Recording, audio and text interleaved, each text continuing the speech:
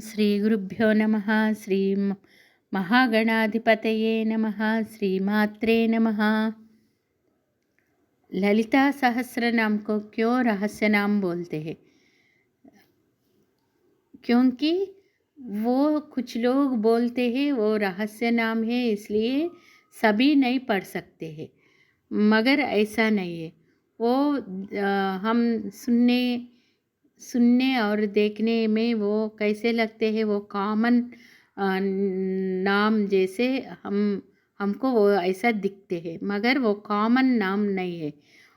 वो बाह्य में देखने के लिए वो सामान्य नाम जैसे दिखते हैं, मगर वो सामान्य नहीं है। उसका अंदर ये होते हैं रहस्य, उसको बोलते मर्म। मर्म बोलते हैं ना, ऐसा वो मर्म है। वो इसलिए वो इसमें होते हैं योग शास्त्र रहस्य और मंत्र शास्त्र सांकेत भी इसमें होता है। इसमें भगवत गीता में बोलते हैं इदम गुह्यतमम शास्त्रम, ऐसा भगवत गीता में श्री कृष्ण परमात्मा ने बोल दिया। ऐसा ये होते हैं गुह्यतमम, मतलब वो रहस्य में अति रहस्य, इसको गुह्यतमम बोलते हैं। रहस्य नाम ललिता सहस्र नाम ऐसा गुह्यतम शास्त्र है। मतलब इसमें इसके अंदर होते हैं योग शास्त्र का रहस्य, मंत्र शास्त्र का, तंत्र शास्त्र का, तत्व शास्त्र का और वेदांत शास्त्र का, वो सभी इसमें होता है। इसलिए वो ललिता शास्त्र नाम को बोलते हैं। वो रहस्य में अति रहस्य गुह्यतम शास्त्र बोल सकते हैं। इसमें होते हैं शास्त्र में दो वेराइटीज़ होते हैं। दो वेराइटीज़ क्या है? एक प्रकट शास्त्र और दूसरा गुह्य शास्त्र। प्रकट शास्त्र सभी वो भौतिक शास्त्र है। भौतिक मतलब भौतिक शास्त्र सभी प्रकट शास्त्र है। मतलब इसमें आते हैं मैथ्स, फिजिक्स, केमिस्ट्री, वो सभी होते हैं ना।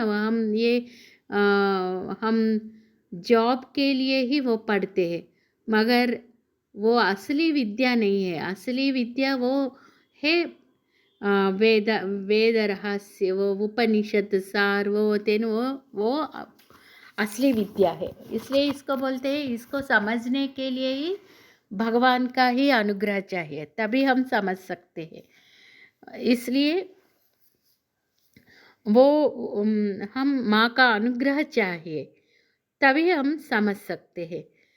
ये गुह्य शास्त्र को, प्रकट शास्त्र को सभी पढ़ सकते हैं, मगर गुह्य शास्त्र को पढ़ने के लिए उसका भगवान का ही अनुग्रह चाहिए। वो गुह्य शास्त्र में होते हैं 3 वैरायटी शास्त्र होते हैं। मतलब ये है गुह्य, गुह्यतरा, गुह्यतमा। वो ये तीनों अतीन्द्रिय विज्ञान के बारे में वो कहते हैं, इसलिए इसको रहस्य शास्त्र बोलते हैं। वो हम धर्मशास्त्र होते हैं, वो धर्मशास्त्र होते हैं, वो गुह्य शास्त्र है। मतलब हम भौतिक जीवन के लिए धर्मबद्ध होना चाहिए। वो धर्म कैसे हम धर्मबद्ध जीवन करना है, ये धर्मशास्त्र हमको वो कहते हैं। मतलब इसमें ये होते हैं वो धर्मशास्त्र में। वो हाँ ये भी बोलते हैं हम धर्म से जीवन बिताते तो स्वर्ग जाते हैं, अधर्म से जीवन बिताते तो नरक जाते हैं। ये प्रूव करने के लिए वो प्रूव नहीं कर सकते हैं। मतलब ये है, ये हमारा आंखों से हम नहीं दिख सकते हैं। इंद्रिय होते हैं ना, इंद्रिय को हम प्रूव नहीं कर सकते हैं, इसलिए इसको रहस्य शास्त्र बोलते हैं। मंत्र शास्त्र होते हैं, मंत्र शास्त्र वो गुह्यतर शास्त्र है। वही और ब्रह्म विद्या तत्व शास्त्र वो गुह्यतम शास्त्र है। मंत्र शास्त्र भी हमको थोड़ा सा पता होते हैं, मतलब इसलिए इसको गुह्यतरा बोलते हैं। वो भी सीक्रेट है, वो भी रहस्य है, मगर हम थोड़ा सा हम समझ सकते हैं। मगर ब्रह्म विद्या तत्वशास्त्र होते हैं, इसको समझने के लिए वो अनुग्रह चाहिए।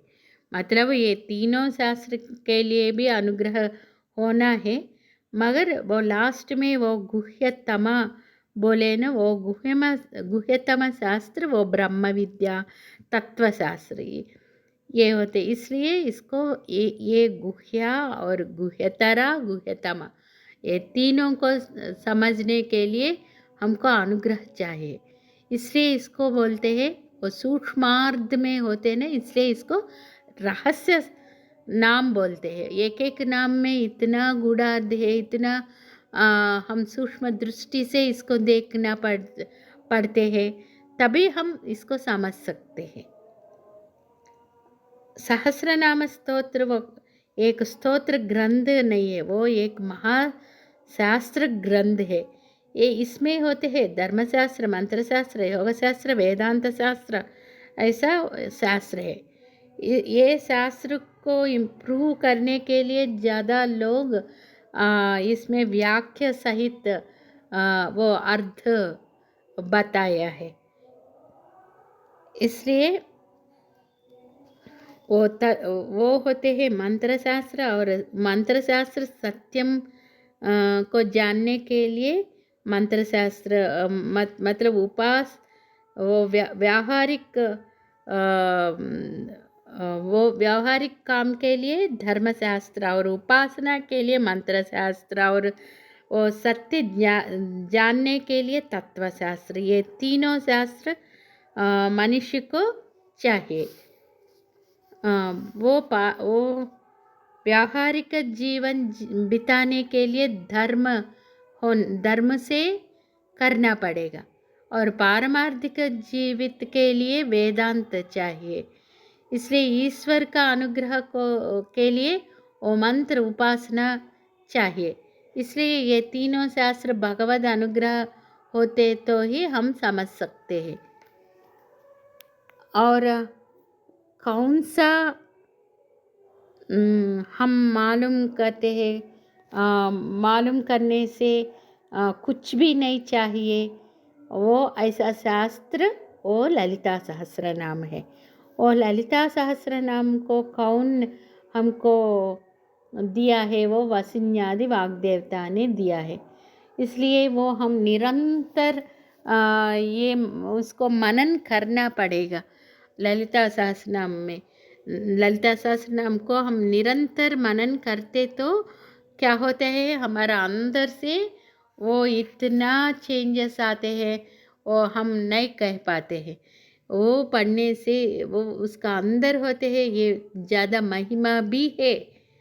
इसलिए ये महिमान्वित स्तोत्र है।